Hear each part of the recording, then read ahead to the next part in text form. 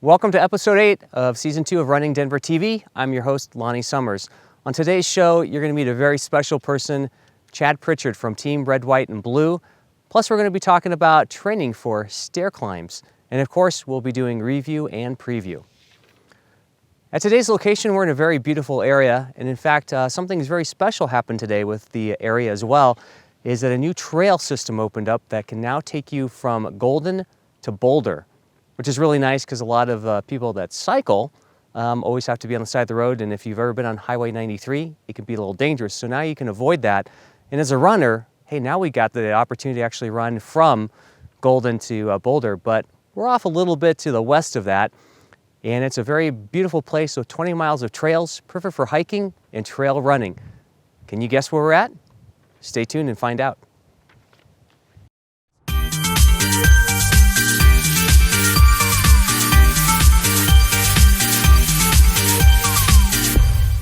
Welcome back. Did you figure out where we're at? We're at beautiful White Ranch Park in Golden, Colorado.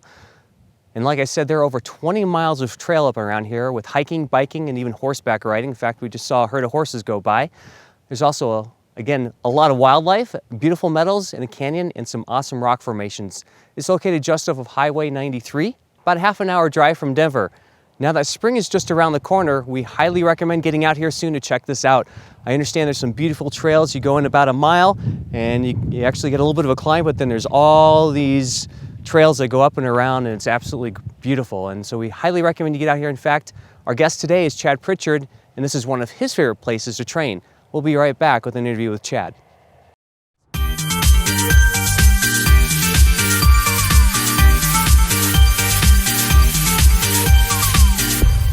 Hi everybody, welcome back to Running Denver TV.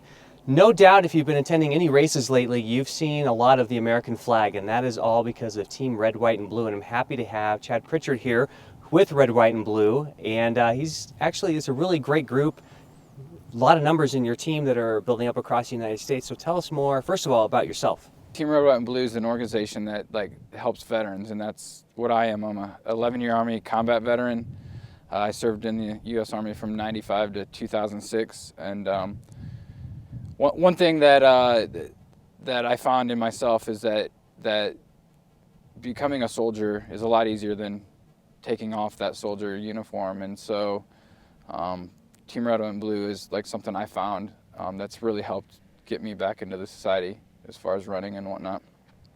Well, that's really great to hear all about that and stuff, and obviously I've learned a little bit about Red, White, and Blue, about how they're really trying to do things a little bit differently, and that's kind of how it was developed. So tell us a bit more what makes Red, White, and Blue so special. I think Team Red, White, and Blue is special because it's not just open to veterans. We're open to caregivers, family members, community, and whatnot, because our purpose is that we want to help the veteran reintegrate into community. And the thing about that is sometimes you think of having an event being hundreds of people or 200 people or 20 people even, but Team Red, White, and Blue, I think's foundation is the one-on-one interactions amongst each other that gives us the opportunity to just say, hey, you don't have to tell me what you're going through, you don't have to explain what you've been through, but this is how you can move forward. And we use physical activities and social events to accomplish our goals, and so I think it's just getting the body moving together and working together and having someone there go through that suck factor with you is definitely what makes it unique and special. Talk a little bit about briefly too, because you made a good point about that it's open to just not veterans, it's open to anybody that really want to kind of support veterans too, and I think that's a really neat aspect. I haven't really ever seen a group like that before have the ability to not only support the veterans, but also bring people that also want to support the veterans and bring them into a knit group. I think what better to have is community to help veterans reintegrate into community.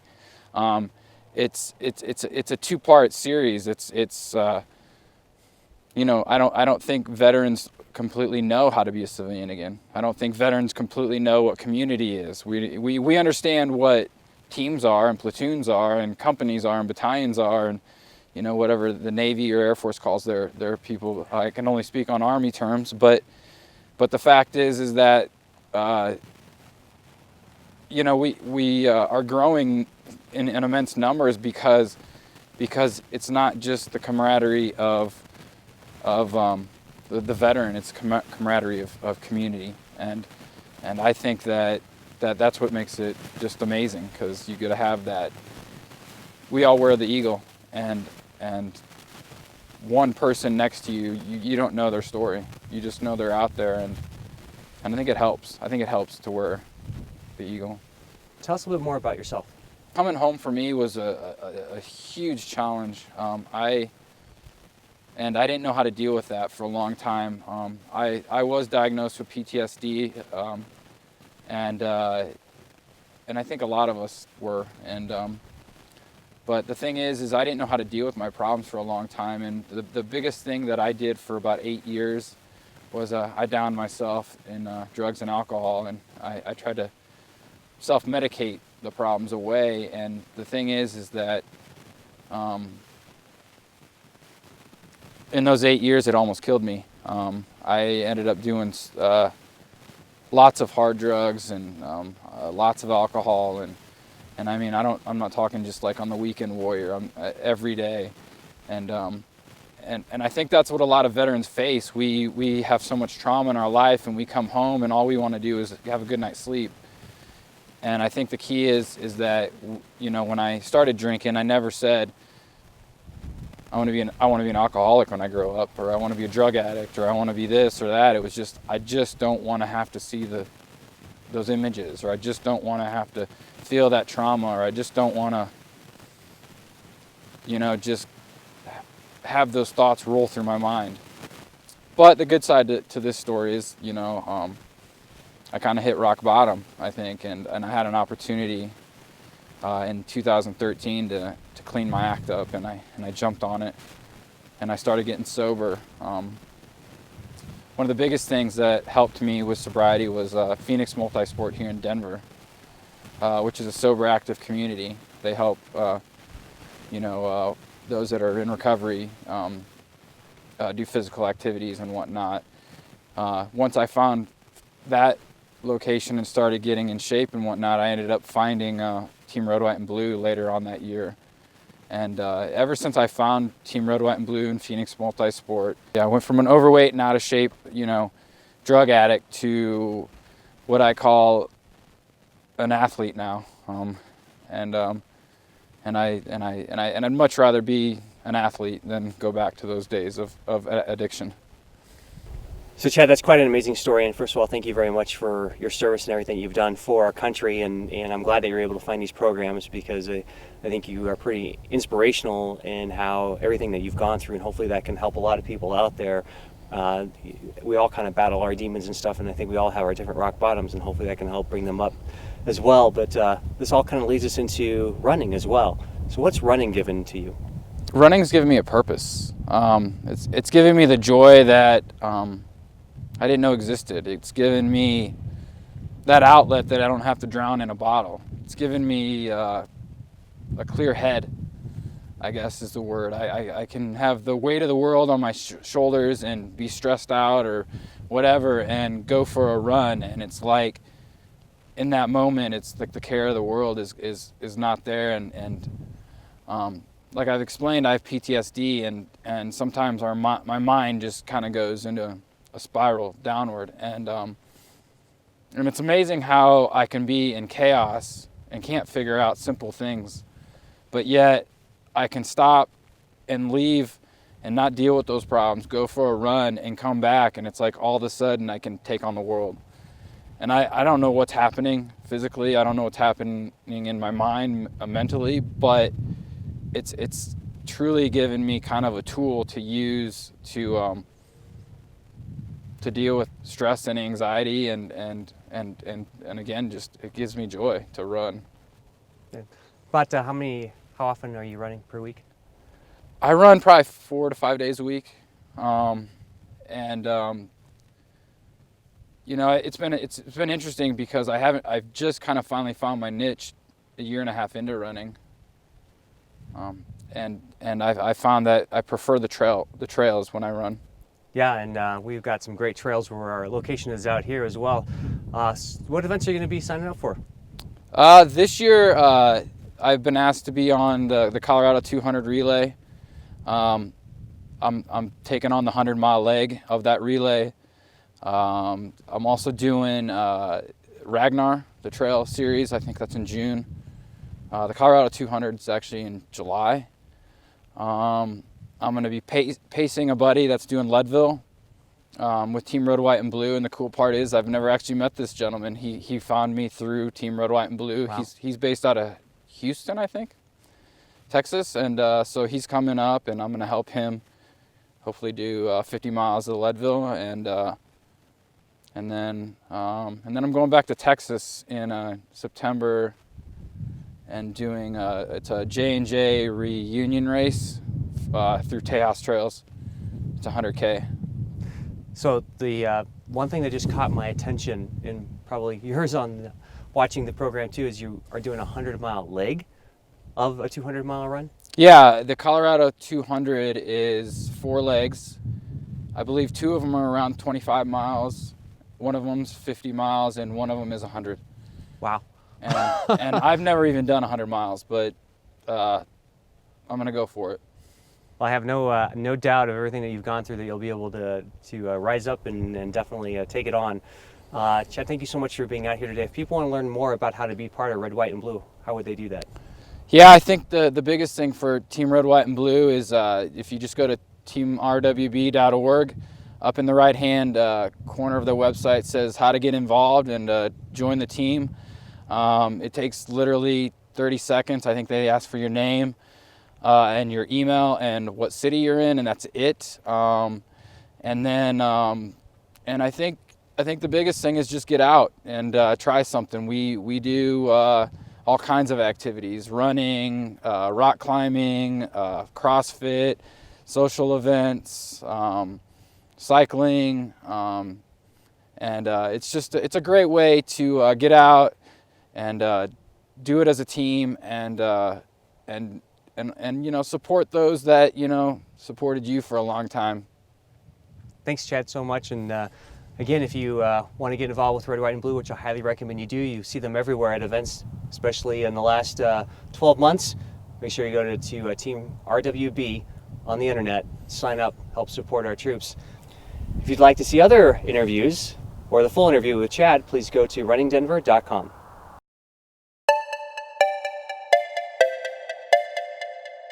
Welcome back to Running Denver TV. It's time for a preview. First up in review, the Snowman Stampede 5 and 10 miler was Saturday, February 20th at Hudson Gardens. Mario Marcias took first place for the men in both the 5 mile with a time of 25:02 and in the 10 mile with a time of 53:27, which was a new course record for both races. For the women, Heather Utrata won the 5 mile with a time of 30:11, and in the 10 mile, Haley Benson took first place with a time of 1 hour and 3 minutes. The Snowman Stampede also served, the 10 mile served as the Roadrunners Club of America Colorado State 10 mile championship. Taking place that same weekend, the Fight for Air climb at Republic Plaza was February 21st. The stair climb is 56 flights or 1,098 steps up the Republic Plaza. In the main climb, David Roski finished first for the men in a time of 6 minutes and 50 seconds, and Amy Armstrong won for the women with a time of 8 minutes and 55 seconds. The Ultimate Climbers, which tested them on how many climbs they could do in 1 hour, James Ray did 5 climbs for a combined time of 45 minutes and 27 seconds, and Kathleen McCarthy did 5 climbs in 51:34. For the team climb, Team Quadzilla took first place with an average time of 9 minutes and 6 seconds per athlete. If you're interested in finding out more about stair climbing, stick around. We'll be talking about it later in the show. This past weekend, we had beautiful weather, but there were polar bears around at the Polar Plunge Splash and Dash 5K was on February 27th at City Park. John McCormick took first place for the men with a time of 19:57, and Cynthia Barths won for the women with a time of 21:55. Over 2,000 people took the Polar Plunge at the Denver Zoo and raised $150,000 for Special Olympics Colorado. Great job to everyone who participated. Now for our preview. March is known as kind of the unofficial start time of the running season in Colorado, and there's 2 great events taking place that we're going to talk about. The final Run Denver series is this Sunday, March 6th. That dam 13.1 miler and 5K takes place at Cherry Creek Dam and is a great way to get warmed up for spring running season. If you'd like to find out more, you can go to RunDenverSeries.com, and I understand it's Beaver approved. And the 28th annual Running of the Green Lucky 7K is Sunday, March 13th. This is a long-standing tradition for celebrating St. Patrick's Day. It's at Union Station in downtown Denver. Running of the Green is a family-oriented race and walk that is centered around the Irish celebration of course, St. Patrick's Day and its spring. It's been voted the best post-race party and donates hundreds of thousands of dollars to Volunteers of America.